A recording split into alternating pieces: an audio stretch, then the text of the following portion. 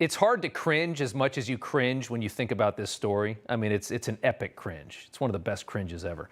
In the days following this, there were no apologies or any retractions from the Democrats or anybody that threw out all this sympathy and, of course, bashed Donald Trump and all of his supporters endlessly. No mention of the fact that Smollett shamefully betrayed his country, stirred up racism, stirred up homophobia for his own personal gain. Nothing. Everybody just went quiet.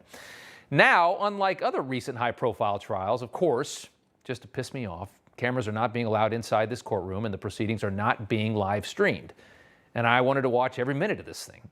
If convicted on the Class 4 felony charges, Smollett could face up to 3 years in jail. And joining us now is ShemekaMichelle, an author and CEO of Naked Girls. It's a group that empowers women to remove the masks and live honestly. Shemeka, thanks for coming on. We appreciate it. First off, how insane is it that Jussie Smollett walks into court with the sunglasses on, he's all proud, his head held up high, and he still says this happened? You know, if we could give this trial a title, it should be Send in the Clowns, because this is a circus. When Ringling Brothers and Barnum and Bailey decided to end, Jussie said, "You thought that was the greatest show on earth? Hold my beer." This is ridiculous. You forgot the part where he said he fought both of the attackers off by himself.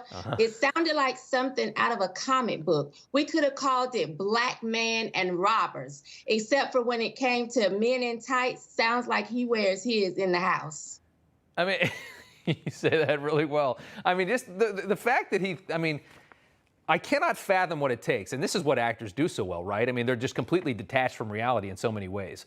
To have all of this on you, to have everybody knows it's a lie now, and to still hold on, to me, it's so impressive. Smollett's defense attorney now claiming Smollett was a real victim of a real crime in a Chicago attack. They're still sticking to this. He told the jurors the Ascendero brothers attacked him because they didn't like him, and that the $3,500 check he paid them was for training sessions for an upcoming music video. It was not payment for staging a hate crime. I'm surprised that he didn't put hate crime at the bottom in the little note on the check, by the way. The Ascendero brothers are both going to testify in this. They're the star witnesses for the prosecution. I suppose it'll be very interesting to hear what they have to say, don't you? Oh, I can't wait to hear what they have to say. When Jussie was crying on screen with Robin Roberts saying, "Oh, they're not going to find him." Well, all they have to do is look in your phone. Just scroll through your contacts because they are right there. Everyone knows this is a lie. And I'm not saying Jussie needs to go to prison for this, but I do think that he should be humiliated. And I do think that his time should be wasted, like our time has been wasted and resources have been wasted on this foolishness. Yeah, I don't know what prison. I mean, I think he needs to go to a psych ward personally. I mean, I think the kid's nuts to still stick to this story. Is just unbelievable to me. Your final thoughts here on all of this, watching this. I mean, it's just got to be so frustrating to see. I mean, it's like, you know, to play this up for your own personal benefit, to play up a racial thing like this, it's got to aggravate you.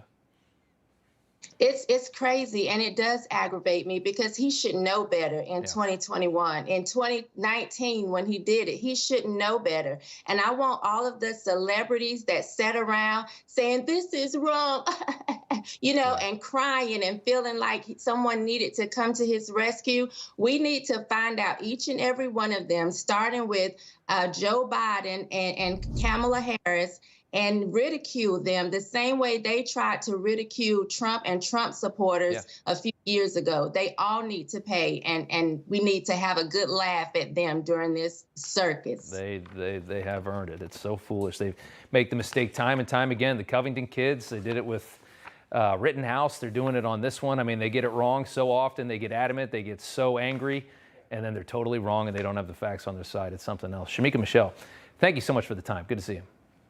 Thank you for having me. All right. Hey, I'm Rob Finnerty. Thanks for watching. If you enjoyed this video, please join the conversation in the comments below. Don't forget to subscribe, too. Hit the bell icon to be alerted to breaking news. And remember, there's a whole lot more on Newsmax TV, America's fastest growing cable news network. Newsmax TV, where real news for real people.